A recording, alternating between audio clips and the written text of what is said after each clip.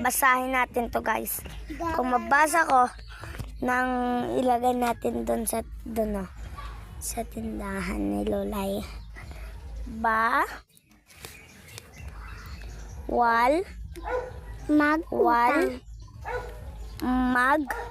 Utang. Tara guys, lagay na natin siya. Utang guys.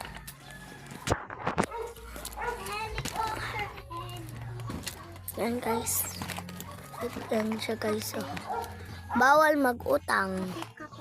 Hi guys. Oo guys. Yan na. Hi guys. Bawal mag-utang guys. Ulitin mo ulit. Hi guys. Bawal mag-utang guys. Ulitin mo. Nakasabi dito guys. Bawal mag-utang guys. Guys. Ito siya guys. Ang naglagay guys. Oh, hindi ako yun.